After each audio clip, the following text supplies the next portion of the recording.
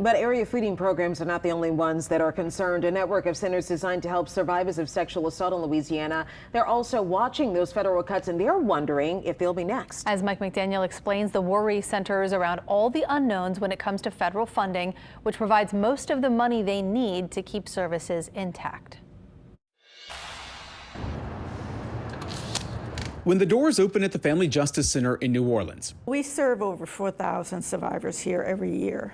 Its director, Mary Claire Landry, knows it's a lifeline for people in need, specifically survivors of sexual assault. We're a long-term program, and we provide a long range of services, many times over many years. Those services are all free, everything from counseling to legal, a tab paid for by the center, which is then reimbursed by the federal government. We've always felt pretty secure that that funding would be there.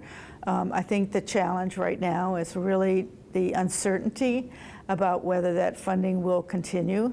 That's because spending freezes and budget cuts from the federal government have removed major funding sources for centers like these across the country. The fact that all of those funds and all of those grants have been taken down off of the website, that represents hundreds of millions of dollars that have supported our services. The Family Justice Center is part of a statewide coalition helping survivors under the Louisiana Foundation Against Sexual Assault. Our services are those services that you don't know about until you need them. Headed up by Rafael De Castro, who says not knowing whether federal funding will be announced could put services in jeopardy.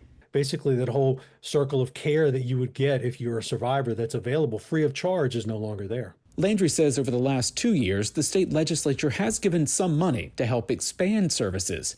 That money, along with some from the city and private donations, have helped, but it's nowhere near what's needed to keep services intact. To be able to think that we might be able to sustain this just on private funding, I think is really unrealistic.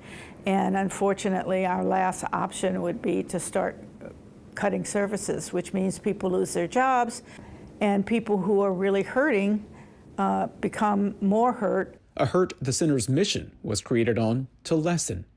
Mike McDaniel, WWL, Louisiana.